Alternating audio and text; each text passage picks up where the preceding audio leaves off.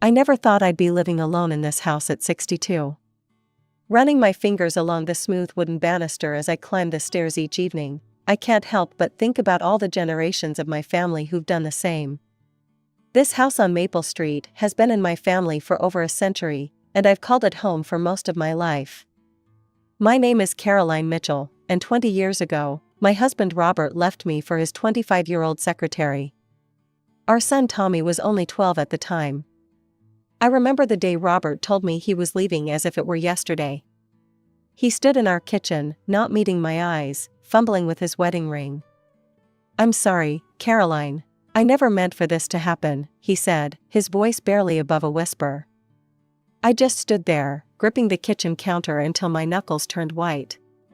"Does she make you happy, Robert?" I asked, trying to keep my voice steady. He nodded, still not looking at me. "I'll make sure Tommy is taken care of. I'll pay good alimony." And he did keep that promise, I'll give him that. Every month, without fail, the money came in. I saved every penny of it for Tommy's college fund, working extra hours at the marketing firm to cover our daily expenses. The house, thank goodness, was already paid for, my grandmother's final gift to me. This house has been my anchor through everything. Film crews even used it once for a period piece about the Civil War era, saying it perfectly captured the essence of that time. The producer offered to buy it for an obscene amount of money, but I couldn't sell it. This house isn't just walls and windows, it's my heritage, my story. After Robert left, I threw myself into my work and raising Tommy. Dating? It never felt right. My colleagues would try to set me up, but I always declined. "I'm married to my career," I'd joke, but the truth was, I'd lost faith in love. Tommy became my whole world. I made sure he had everything he needed: love, support, guidance. We had our routines: breakfast together every morning, homework at the kitchen table, Sunday movie nights. He graduated with honors and went to a good college, thanks to his father's alimony payments. When Tommy brought home Amy from work last year, I tried to be welcoming. She seemed nice enough, always smiling, complimenting the house, asking about family photos. But something felt off. Maybe it was the way her smile never quite reached her eyes, or how she'd change the subject whenever work came up. Still, I told myself I was just being an overprotective mother. "Mom, we're getting married," Tommy announced over dinner one evening. I remember forcing a smile and hugging them both, pushing down the nagging feeling in my gut.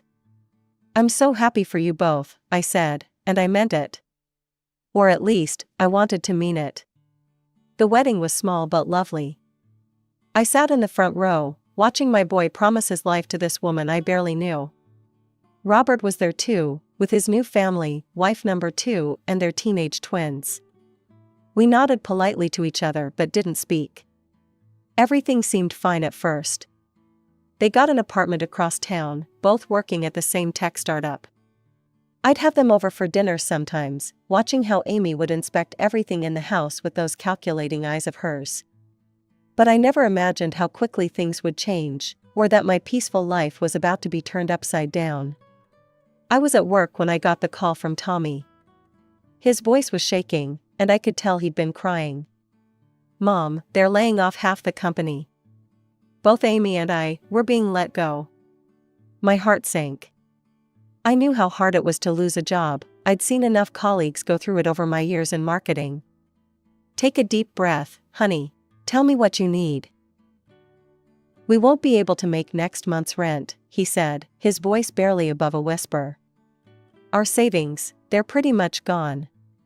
After some quick calculations, I transferred enough money to cover 3 months of rent for their apartment.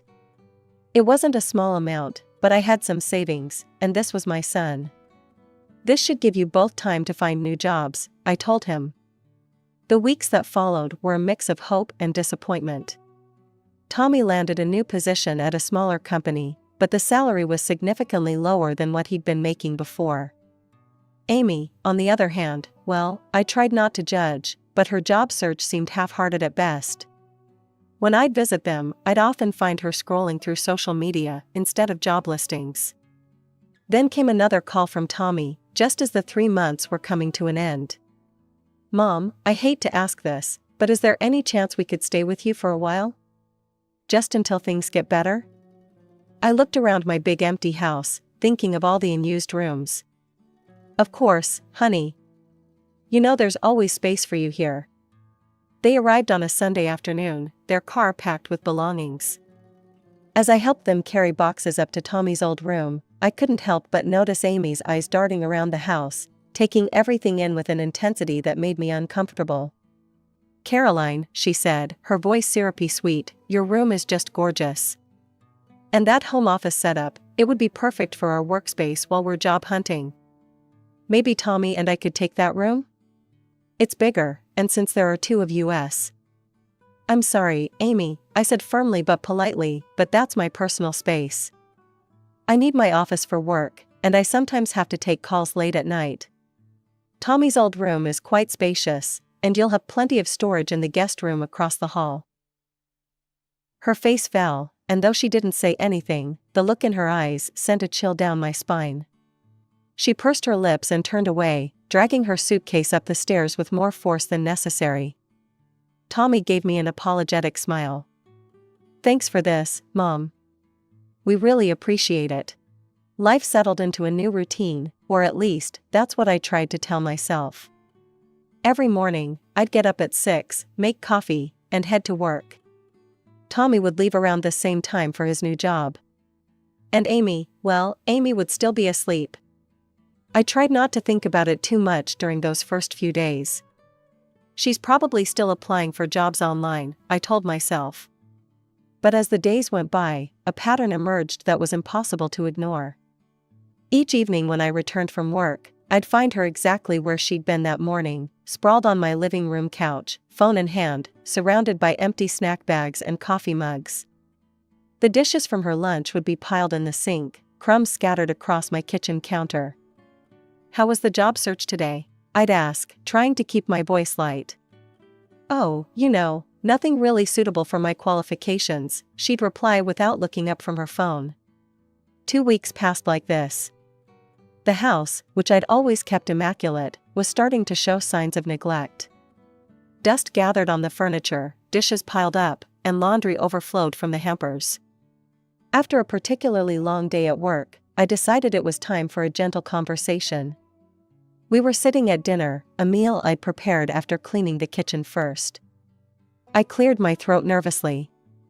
"Amy, honey," I began, keeping my voice as gentle as possible, "I was thinking, since you're home during the day, maybe you could help out a bit with the housework?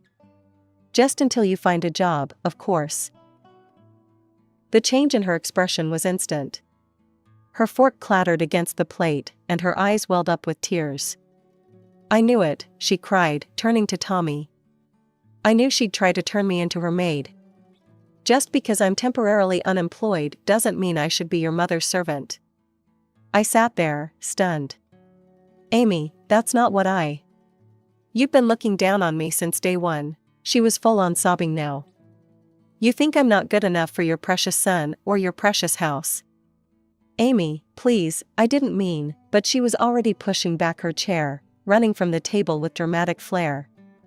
Tommy stood up, his face dark with anger.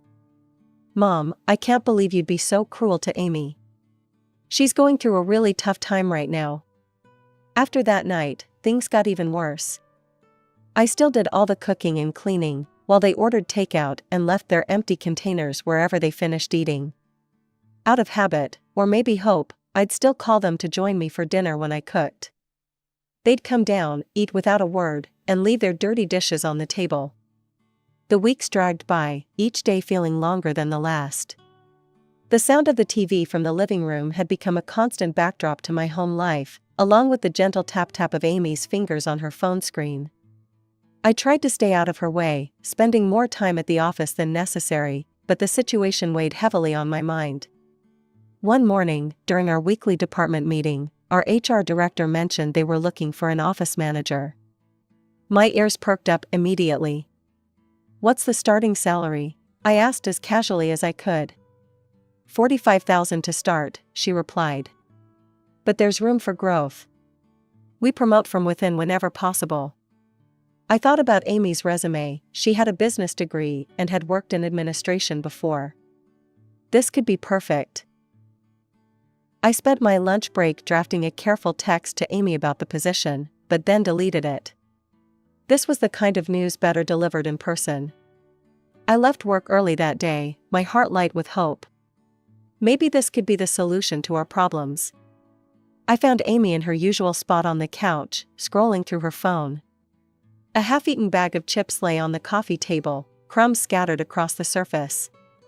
"Amy," I said, trying to keep my voice bright and encouraging. "I have some good news. There's an opening at my company for an office manager. It's entry-level, but there's real potential for advancement. The starting salary is decent, and I could drive you to work. We could commute together." She shot up from the couch, sending the chip bag flying. "Are you serious right now? An office manager? Do you know what my qualifications are?" I just thought. "You thought what? That I'd be happy to fetch coffee and organize paper clips?" Her voice was rising with each word. "I have a business degree. I was a project coordinator." "Amy, please, I didn't mean." "Oh, I know exactly what you meant." She was practically shrieking now. "You think I'm a freeloader. You think I'm lazy. You can't stand the fact that I'm not working, so you're trying to force me into some degrading position." Just then, Tommy walked through the front door, his timing impossibly bad. "What's going on?" he asked, looking between us. Amy rushed to him, tears streaming down her face. "Your mother just insulted me again. She thinks I'm a freeloader.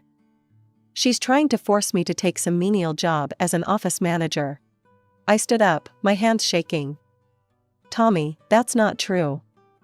I was just trying to help. There's an opening at my company, and I thought." "Mom, stop." Tommy's voice cut through the room like a knife. "Why do you always have to do this? Why can't you just leave Amy alone?" "Do what?" I asked, genuinely confused. "I'm just trying to help." "Help?" Amy scoffed through her tears. "You're trying to humiliate me." She ran up the stairs, her dramatic sobs echoing through the house. Tommy gave me a look of pure disappointment. "I never thought you could be so difficult to live with, Mom," he said, shaking his head. "You're constantly starting drama. It's like you can't help yourself." He followed his wife upstairs, leaving me standing alone in the living room. I sank back into my chair, my half-finished coffee growing cold in my hands. "Starting drama?" I whispered to myself, the words tasting bitter in my mouth. In all my 62 years, no one had ever accused me of being dramatic. The days turned into weeks, and I learned to keep my mouth shut about the job situation. The mere mention of work would make Amy's eyes narrow dangerously, so I stopped bringing it up altogether. It was easier that way, even if it meant watching her waste her days away on my couch. Things changed when Tommy got his first big commission at work. Suddenly, Amy was going out more often, returning with shopping bags from expensive boutiques and fresh manicures that probably cost more than our weekly grocery bill. Not once did she think to pick up laundry detergent or paper towels. Those mundane household items remained my responsibility. I kept hoping that with Tommy's improved income, they'd start looking for their own place. Each morning, I'd check the local rental listings on my phone, imagining them finding a nice apartment across town. But they seemed perfectly content to stay put, making themselves more and more at home in my house. One evening, I came home to find Amy excitedly chatting on her phone in my living room. "Oh my God, yes, the house is absolutely perfect for a party," she was saying. "You should see the vintage chandelier in the dining room. It'll look amazing in photos." I set down my briefcase, my stomach already nodding. "What party?" She hung up and turned to Tommy, who had just walked in. "Babe, we should definitely have our anniversary party here. Can you believe it's been almost 2 years? Where exactly are you planning to have this party?" I asked, though I already knew the answer. "Here, of course." Amy gestured around my living room. "This house is gorgeous, Caroline. All our friends will love it. I'm thinking we could set up the bar in the foyer, and maybe move some furniture around in the living room to create a dance floor." "Shouldn't you have asked me first?" I interrupted, trying to keep my voice level. But Amy was already scrolling through her phone. "We should invite the Hendersons, and maybe that new couple from your office, Tommy. Oh, and we absolutely need to call that catering company we used for New Year's."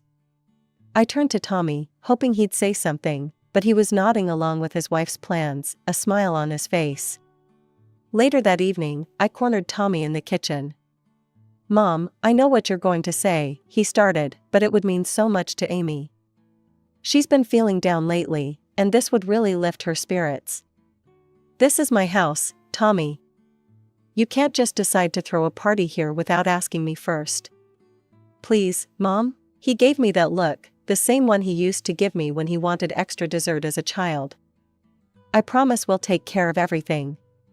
I'll even hire a cleaning service to come in afterward. You won't have to lift a finger." I stood there, looking at my son, this man who used to be the considerate boy I raised, and felt my resolve crumbling. "Fine," I sighed, already knowing I'd regret this decision. "But I want everything back in its proper place afterward." "Thanks, Mom. You're the best." He hugged me quickly and bounded up the stairs to tell Amy the good news. The week leading up to the party was a whirlwind of activity, none of which I was included in. Amy took over my house like a general, planning a military campaign. Delivery trucks came and went, bringing everything from fancy tablecloths to crystal champagne flutes. She rearranged my furniture without asking, pushing my favorite reading chair into a corner to make room for a makeshift dance floor. I kept my distance, retreating to my office whenever possible. Still, I couldn't help but overhear her endless phone conversations about appetizer selections and wine choices. My grandmother's antique vase was moved to make room for elaborate flower arrangements, and my family photos were taken down to be replaced with string lights and paper lanterns. Friday afternoon, I left work early. I had even bought a new dress for the occasion, nothing too fancy, just a simple navy blue cocktail dress that I thought would be appropriate. As I pulled into my driveway, I could see cars already lining the street. I took a deep breath and walked up to my own front door. Inside, the house was barely recognizable. The furniture had been pushed against the walls, creating an open space in the center where people were already dancing. The air was thick with the smell of catering food and expensive perfume. Amy spotted me from across the room.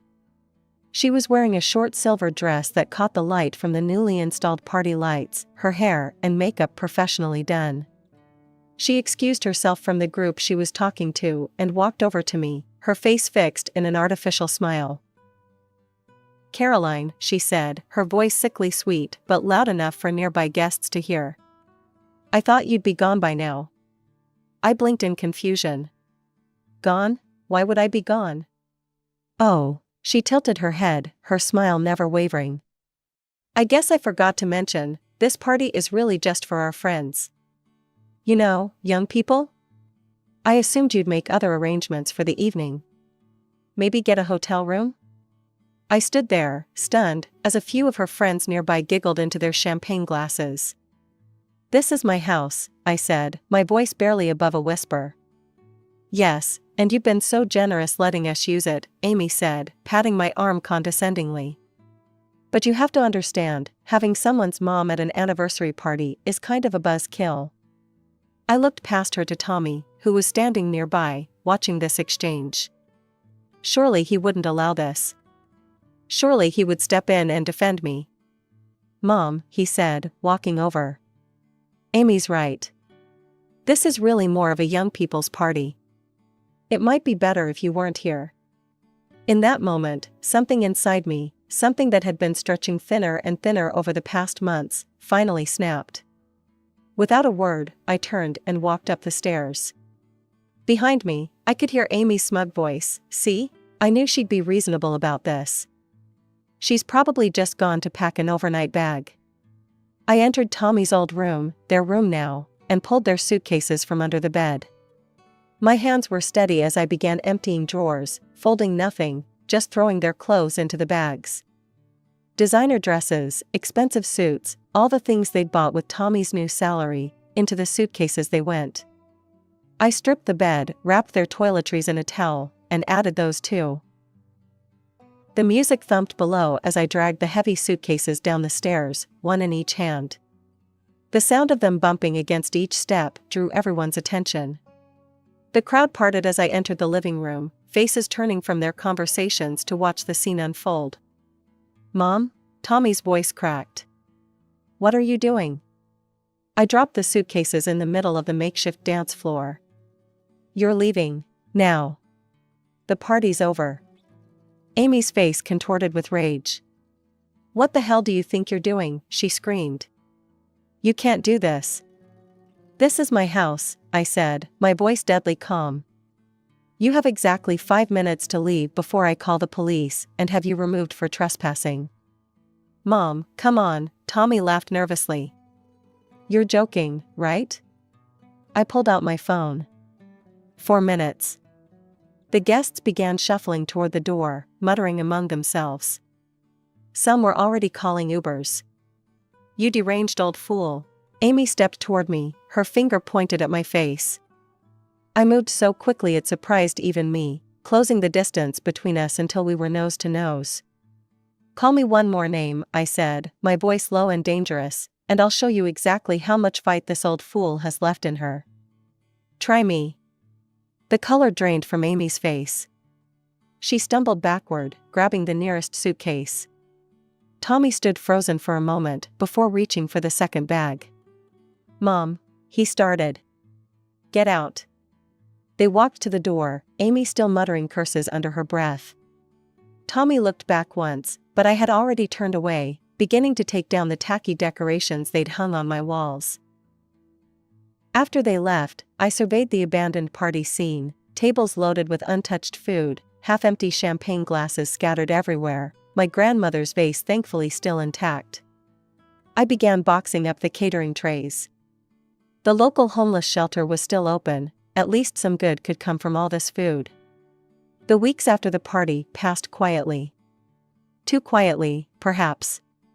But after months of chaos, the silence in my house felt like a blessing. I put everything back in its proper place, my reading chair returned to its spot by the window, my family photos back on the walls, my grandmother's vase centerpiece on the dining room table. News travels fast in small towns.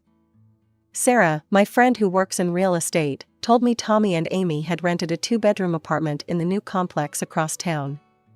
"Funny thing," she said over coffee one morning, "Janet from the leasing office is an old friend. Says they almost didn't pass the credit check, but Tommy's new salary just barely got them approved." I sipped my coffee and said nothing. More stories trickled in. Martha, whose niece lives in the same building, reported that the property manager had already given them 2 warnings about the state of their apartment during routine inspections. "The place is a mess," Martha confided, shaking her head. "Garbage piling up, dishes in the sink for days." Sound familiar? I just nodded, remembering my own kitchen during their stay. Then came word of the arguments. They weren't exactly subtle about it. The neighbors could hear them through the walls, Amy screaming about Tommy's pathetic salary, how she was sick of living in a dump, how none of her friends had to live like this. Tommy firing back about her refusing to work, to cook, to clean, to do anything at all really. "They say she throws things sometimes," my friend Linda whispered during our weekly lunch. "Tommy was seen sleeping in his car one night last week." Each story made my heart ache a little. Not for Amy, I was done wasting sympathy on her. But for Tommy, he was still my son, despite everything. Sometimes I pick up the phone, my finger hovering over his number, but I always put it down again. This is his lesson to learn, his path to walk. The house feels different now. Peaceful, yes, but also waiting. Like it knows this isn't the end of the story. Some nights, as I sit in my reading chair with a cup of tea, I look at the photos on the wall, Tommy's graduation, his first baseball game, the 2 of us at the beach when he was 10. I remember the little boy who used to run to me with skinned knees and broken toys, trusting that Mom could fix anything. But I can't fix this for him. He needs to see it for himself, to understand what he's become and find his way back to being the person I raised him to be. Until then, I'll be here in our family home, keeping his room ready, just in case. Not for Amy, that bridge is well and truly burned. But for my son, when he's ready to apologize, to talk, to rebuild. In the meantime, I'm reclaiming my life. I joined a book club, started taking painting classes on weekends, and even adopted a cat from the local shelter. His name is Oliver, and he's excellent company. He sits with me in the evenings, purring contentedly as I read, neither of us feeling the need to fill the silence with empty words. Life goes on, as it always does. And when Tommy's ready, he'll know where to find me. My earliest memories are filled with the warmth of my father's smile and the comfort of our small rented apartment. I'm Carla, and until I was 13, my life was nothing but ordinary, in the best possible way. My dad, James, was the kind of father who made everything an adventure. Even though we lived in a modest apartment, he turned our tiny balcony into a fairy garden and our living room into a fort during rainy weekends. Mom, Sarah, was different, more reserved, always dreaming of a bigger house and a grander life. But back then, their differences seemed to balance each other out perfectly. "Carla, sweetie, would you like to spend the weekend at Grandpa's?" Mom would often ask, and I'd jump at the chance. Not because I didn't want to be home, but because Grandpa Richard's house was like a second home to me. It was this beautiful two-story Victorian with creaking wooden floors and endless corners to explore. "Your mother needs her alone time with your father," Grandpa would explain with a knowing smile when I'd arrive at his doorstep. "And I need my time with my favorite granddaughter." I was a perceptive child, more than the adults around me realized. I understood that Mom sometimes needed space, that she and Dad had their own relationship to nurture. It didn't hurt me, if anything, it made me feel mature. Plus, those weekends with Grandpa were precious. He'd tell me stories about Dad's childhood, teach me about managing money, he was a retired bank manager, and make the best pancakes in the world. "You know, Carla," he told me once while we were having breakfast on his porch, "your mother dreams of a house like this. But you know what's more important than a big house? A home filled with love." I nodded, understanding even at that young age. Our apartment might have been small, but it was filled with love. Dad would come home from his job at the insurance company, swing me around in his arms, and pepper Mom with kisses until she laughed despite herself. Those moments made our tiny space feel infinite. But life has a way of changing when you least expect it. I was 13 when Dad started losing weight rapidly. At first, he joked about it, saying he was finally getting in shape, but his eyes told a different story. The doctor's visits became more frequent, and Mom's face grew increasingly worried.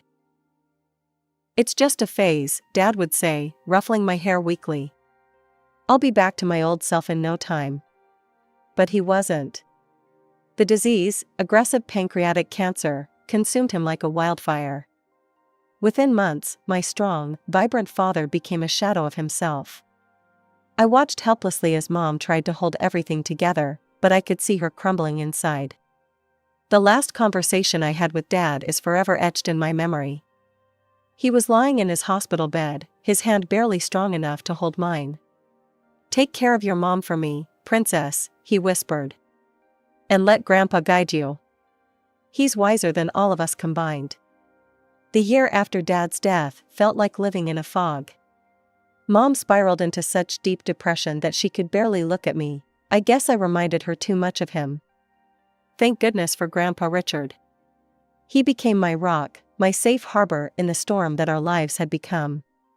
Living in Grandpa's house wasn't just a temporary solution anymore, it became my new normal. Every morning, I'd wake up in what used to be Dad's old room, surrounded by his childhood photos and trophies. Grandpa made sure I kept up with school, helped me with homework, and tried his best to fill the void both my parents had left, one through death, the other through grief. Mom would call occasionally, but her voice always seemed distant, detached. Her visits were even rarer, quick stops where she'd barely meet my eyes, before rushing off again. I learned to stop expecting more. Then, exactly 1 year and 2 months after Dad's death, everything changed. Mom showed up at Grandpa's door one sunny Saturday morning, and I almost didn't recognize her. Gone was the grieving widow in black, replaced by someone wearing a bright yellow dress and sporting a new haircut. Her face was glowing with unhappiness. "Carla, sweetie, pack your things. You're coming home," she announced, bouncing on her heels like a teenager. I looked at Grandpa, confused. He seemed just as surprised as I was. The drive back to our apartment was filled with Mom's cheerful chatter about everything and nothing. It was like sitting next to a stranger who happened to look like my mother. But the real shock came when we walked through our apartment door. There, in our small living room, stood a tall man and a girl who looked about 3 years younger than me. They both smiled awkwardly as Mom practically danced to their side. "Carla, meet Robert and his daughter Emma. Robert is my fiancé, and Emma will be your new sister. We're getting married soon," Mom beamed, clutching Robert's arm. The room started spinning.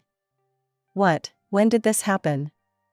"Oh, we've been dating for a while now," Mom waved her hand dismissively. "I didn't tell anyone about our relationship. You know how people can get jealous and judgmental. It was better this way." I stumbled to my old room, barely registering that it had been redecorated. With trembling hands, I pulled out my phone and called Grandpa. He answered on the first ring. "Mom has a fiancé," I whispered into the phone. "She's getting married and didn't tell anyone. There's a man here, and his daughter." Grandpa arrived within 20 minutes. I could hear the conversation from my room as he confronted Mom. "Sarah, how could you do this without telling anyone? Without telling your own daughter?" "Dad, I'm happy for the first time in forever." Mom's voice was defensive. "I've decided to start fresh, to live again. James would want that. He wouldn't want me to waste away in depression forever." There was a long pause before Grandpa spoke again, his voice heavy with resignation. "I hope you'll be happy, Sarah. Just, don't forget you have a daughter who needs you too." The 3 months before the wedding were like living in some twisted alternate reality. Our small apartment felt even more cramped with 4 people instead of 2, but that wasn't the worst part. What really got to me was watching Emma, my soon-to-be stepsister, wrap my mother around her finger. "Mom, can you help me with my hair?" Emma would say, and my mother would drop everything, including our conversation, to assist her. The way she said "Mom" made my skin crawl, especially since she'd only known my mother for a few months. Mom seemed blind to everything except Emma. When Emma mentioned she loved ballet, Mom immediately signed her up for private lessons, something I'd begged for years ago but was told we couldn't afford. When Emma complained about her old phone being too slow, Mom bought her the latest iPhone model. When Emma wanted to redecorate her side of the bedroom we now shared, Mom took her shopping and spent hundreds of dollars on new bedding, curtains, and decorations. "Your sister needs to feel welcome here," Mom would say whenever I tried to point out the disparity in treatment. "Stepsister," I'd correct her. "And I need to feel welcome too." She'd just shake her head and walk away. The wedding day itself was a modest affair at a local venue, but Mom glowed with happiness. I stood there in my bridesmaid dress, watching as she fussed over Emma's hair and makeup, barely sparing me a glance. Throughout the ceremony and reception, Mom kept Emma close, holding her hand, introducing her to everyone as "my beautiful daughter." I might as well have been a waitress for all the attention I received. Grandpa gave them a check for $5,000 as a wedding gift, a generous amount by any standard. But I overheard Mom's reaction when she cornered him by the restrooms. "Really, Dad? A check?" she hissed, her face flushed from champagne and anger. "I was counting on you giving us your house. We're a proper family now, we need the space. That apartment is too small for 4 people." Grandpa remained calm, though I could see the disappointment in his eyes. "Sarah, you're rushing everything. First the sudden engagement, now this? That house isn't just property to be handed over on a whim. Besides, it's where Carla spends half her time now." "Oh, so that's it? You're playing favorites now?" "No, I'm being practical. And maybe you should be too." I slipped away before they could notice me, but the conversation haunted me. My mother had changed so much that I barely recognized her anymore. She'd created this new perfect family in her mind, with Emma as the star child and Robert as the ideal husband. There didn't seem to be any room left for me. So I did what any unwanted person would do. I spent more and more time at Grandpa's house. At least there, I didn't have to pretend to be happy about being replaced. For years have passed since that moment, and I was about to graduate from high school. Living in that apartment had become a masterclass in avoiding conflict. I'd learned to be quiet, to take up as little space as possible, to spend most of my time either in my room or at Grandpa's. One evening, during our weekly family dinner, another exercise in pretending we were one big happy family, I decided to share my plans for the future. "I've been accepted to State University," I announced, trying to keep my voice steady. "I want to study finance and business management." The silence that followed was deafening. Mom put down her fork, exchanged a look with Robert, and cleared her throat. "Actually, Carla, I think it would be better if you started working after graduation. College isn't necessary for everyone." I stared at her, bewildered. "What are you talking about?" "Dad set up a college fund for me before he died. He always wanted me to get higher education." Mom shifted uncomfortably in her chair. "About that fund, Robert and I have been talking, and we think it would be better to save that money for Emma's education. She's incredibly talented, you know. Top of her class in everything. She'll need a good university education to reach her full potential." Robert nodded sagely. "Emma has shown remarkable aptitude in her studies. It would be the right thing to do, Carla. You could work for a few years, save up, and then go to college if you still want to." I felt like I'd been punched in the stomach. The college fund, the last gift my father had arranged for me, they wanted to take that too? "That money is mine," I said, my voice shaking with anger. "Dad left it specifically for MY education. You can't just give it to Emma." "Don't be selfish, Carla." Mom's eyes filled with tears. "Emma is your sister." "Stepsister." I stood up so quickly, my chair fell backward. "And that money is the last thing I have from Dad. You've given her everything else, my room, your attention, your love. But you can't have this. I won't let you take it." "How dare you?" Mom was crying now, but I could see the manipulation in her tears. "After everything we've done for you. Emma needs." "Emma needs? What about what I need? What about what Dad wanted for me?" The argument ended with doors slamming and tears, mostly Mom's, as she wailed about my selfishness. After that night, the apartment became even more hostile. No one spoke to me unless absolutely necessary. Emma would smirk whenever she passed me in the hallway, and Robert wouldn't even look in my direction. When graduation day came, I wasn't surprised to find only Grandpa in the audience. He cheered loud enough for 4 people when they called my name, and his proud smile meant more to me than anything my new family could have offered. That evening, I packed everything I owned into 3 cardboard boxes and my old suitcase. Grandpa helped me load them into his car. "Your room is always ready for you, sweetheart," he said as we drove away from the apartment. "Always has been, always will be." I didn't look back as we left. There was nothing there for me anymore. College life became my escape. I threw myself into my studies, determined to make my father, and Grandpa, proud. The business and finance courses fascinated me, and I found myself excelling in ways that would have made Dad smile. Every evening, I'd call Grandpa to share what I'd learned. "Tell me again about derivatives," he'd say, even though he knew more about finance than my professors. "I love hearing you explain it." But as my college years progressed, I noticed changes in Grandpa's voice during our calls. He got tired more easily, and his usual sharp wit sometimes seemed dulled. During my visits home, I caught him wincing when he stood up or rubbing his chest when he thought I wasn't looking. "It's just age catching up with me," he'd say whenever I asked about his health. "Nothing to worry about, sweetheart." But I did worry. I started calling him twice a day instead of once, and I'd drive home every weekend I could, not just on holidays. We'd sit in his kitchen, drinking tea and talking about everything and nothing, just like we used to. Sometimes I'd catch him looking at me with such intense love that it made my throat tight. It was the middle of my final semester when Mom called. I almost didn't answer. It was the first time she'd called in 4 years. But something made me pick up. "Grandpa died last night," she said, her voice flat and emotionless. "The funeral is on Thursday at 2 p.m. Hartford Funeral Home." The phone slipped from my hand. I don't remember much of what happened next, just that my roommate found me curled up on the floor, sobbing uncontrollably. Thursday came too quickly, and not quickly enough. The funeral home was exactly the kind of place Grandpa would have chosen, understated but elegant, with large windows letting in natural light. I arrived early, my black dress feeling too tight, my skin too sensitive, everything wrong, because Grandpa wasn't there to make it right. I expected to see Mom and her family, but they weren't there.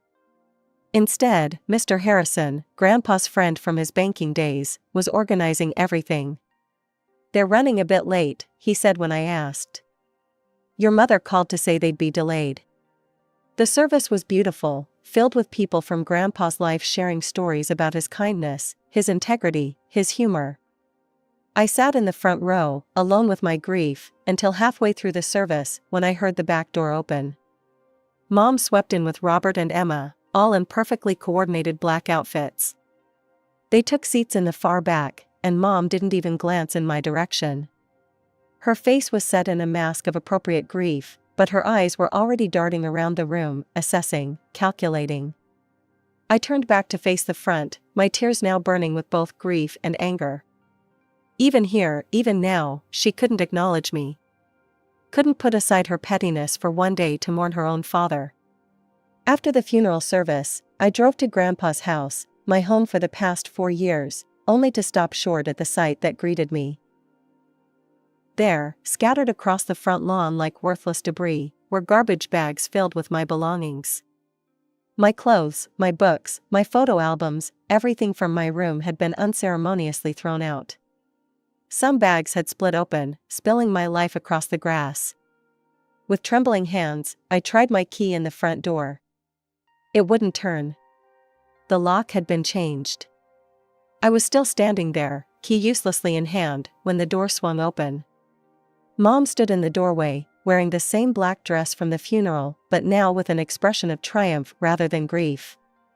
"Oh good, you're here to collect your things," she said, as if she was doing me a favor. "This is my house now. Dad's finally gone, and as his only child, I'm the rightful heir. I've already had the locks changed, we're moving in tonight." I stared at her, unable to process the cruelty of it all. "You couldn't even wait until after the funeral? These are my things, my home." "No, this is my home now," she cut me off sharply. "And you better take your stuff quickly, or it's going in the dumpster. I need to clear the space for Emma's things." She smiled coldly. "She's getting your old room, by the way. She's always wanted a bigger bedroom." I felt numb as I gathered my belongings, stuffing everything back into the torn bags, trying to collect the scattered photos of Dad and Grandpa from where they'd fallen in the grass. My mother stood in the doorway the entire time, watching me like a security guard, making sure I didn't try to steal anything. The drive back to my college dorm was a blur of tears and disbelief. My roommate helped me carry everything up, not asking questions when she saw my state. A week later, I received a call from a law firm. "Miss Johnson? This is Mr. Anderson from Anderson and Partners Law Firm. I'm your grandfather's notary. We need you to come in for the reading of his will. Would Thursday at 10 a.m. work for you?" I agreed, though I couldn't see the point. Mom had made it clear she was the heir to everything. When I arrived at the notary's office that Thursday, Mom, Robert, and Emma were already there, seated like royalty in the leather chairs. Emma was examining her manicure, while Robert scrolled through his phone. Mom's eyes narrowed when she saw me. "What are you doing here?" she asked loudly enough for everyone in the office to hear. "You're clearly not needed for this. We're handling family business." Mr. Anderson adjusted his glasses and began reading from the document in front of him. I, Richard James Mitchell, being of sound mind and body, declare this to be my last will and testament. He started with the formal language, but I saw Mom already smiling triumphantly. That smile froze when Mr. Anderson continued, "To my beloved granddaughter, Carla Johnson, I leave my house at 1542 Oak Street, along with all its contents, and my entire savings account containing $475,000. The room went deadly silent for a moment. Then Mom's voice shattered it. "What? This can't be right." She snatched the document from Mr. Anderson's hands, her eyes scanning frantically. "Where's my part? I'm his daughter." Mr. Anderson calmly retrieved the will. "Mrs. Waters, your father's wishes are quite clear. He leaves everything to Miss Carla Johnson. There is no provision for you in the will." "This is impossible." Mom's face had turned scarlet. "She manipulated him. She poisoned him against me. I'll sue. I'll contest this will." "The will is ironclad," Mr. Anderson stated firmly. "Your father had it properly witnessed and notarized 6 months ago. He was of completely sound mind, as attested by his doctor. Any attempt to contest it would be futile and expensive." Mom's strategy suddenly shifted. The rage in her eyes transformed into tears as she turned to me. "Carla, sweetie, please," she pleaded, her voice honey-sweet now. "We've already given up our apartment. We moved everything out yesterday. We have nowhere to go. You can't just throw us out on the street. We're family." I stood up, holding the folder Mr. Anderson had just handed me. Inside were the deed to the house, ownership transfer documents, and all the legal paperwork confirming my ownership of the property. "Family?" I asked quietly. "Like how you threw my belongings onto the lawn before Grandpa was even in his grave? Like how you tried to steal my college fund? Like how you've treated me for the past 4 years? That was different. We were. This is your problem, not mine," I cut her off, turning to leave. "I suggest you start looking for a new apartment." I drove straight to Grandpa's house, my house now, but I couldn't get in. I pulled out my phone and called a locksmith, explaining the situation. When he arrived, I showed him my freshly notarized ownership documents. "I'm the legal owner of this house," I explained, showing him the paperwork. "I need you to open these locks and then change them to new ones. I want to be the only one with the keys." As the locksmith worked, I gathered up everything that belonged to Mom, Robert, and Emma, all the clothes they'd already unpacked, their toiletries from the bathrooms, Emma's posters she'd already stuck to my old bedroom wall. I loaded it all into garbage bags, just as they'd done with my things. When the locksmith finished and handed me the new keys, I dragged all their bags onto the front porch and arranged them neatly. The symmetry of the situation wasn't lost on me. Their belongings now sat where mine had been just days ago. As the sun began to set, I heard the familiar sound of Mom's car pulling into the driveway. I watched through the living room window, Grandpa's favorite spot to read his morning paper, as their reactions played out exactly as I'd expected. "What is this?" Mom's shriek could be heard clearly through the closed windows. "Our things? All our things are outside." I opened the door, but stood firmly in the doorway as they approached. Mom's face was red with fury, Robert looked like he'd swallowed something sour, and Emma was already crying theatrical tears. "How dare you?" Mom stormed up the porch steps. "We live here now. You can't do this to us." "Actually, I can. This is my house now, legally and rightfully. You need to take your belongings and leave." "We have nowhere to go," Emma wailed. "You should have thought about that before giving up your apartment," I replied coolly. "Not my problem." Mom tried to push past me into the house, but I stood my ground. "Move, Carla. This is ridiculous. This is my father's house." "No, it's my house now. And if you don't leave immediately with your things, I'm calling the police to report you for trespassing. After that, all these bags go straight to the dumpster." I pulled out my phone. "Your choice, Mom. Just like you gave me a choice about my things a few days ago, remember? The next few minutes were filled with cursing and threats as they gathered their bags. Mom alternated between crying and screaming about how unfair it all was, while Emma kept saying I'd regret this. Robert muttered under his breath about contesting the will. As they loaded the last bag into their car, Mom turned to me one final time. "You're no daughter of mine. Your father would be ashamed of you." I smiled sadly. "No, Mom. Dad would be proud that I finally stood up for myself. Goodbye." I watched them drive away, their car disappearing around the corner. That was 6 months ago. I'm in my final semester now, about to graduate with honors. The house is being rented to a lovely young family. Their monthly rent payments are helping me build my savings, just as Grandpa would have wanted. I found his letter in the study safe that first night, after everyone left. "My dearest Carla," it began, "if you're reading this, it means you've already dealt with your mother's reaction to my will. I'm sorry I had to put you through that, but I knew Sarah too well. I knew what she would try to do. You have your father's integrity and my business sense, use them both wisely.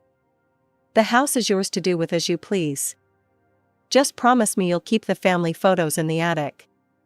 Some memories are worth keeping, even the painful ones." I kept that promise, along with the others I made to both him and Dad. I'm focusing on my future now, letting go of the past, but keeping the lessons it taught me. Sometimes family isn't who you're born to, sometimes it's who believes in you, who protects you, who helps you grow. Mom, Robert, and Emma still live somewhere in the city. I hear they found a new apartment eventually. They've tried to contact me a few times, usually when they need something, but I don't respond. Some chapters of our lives are better left closed.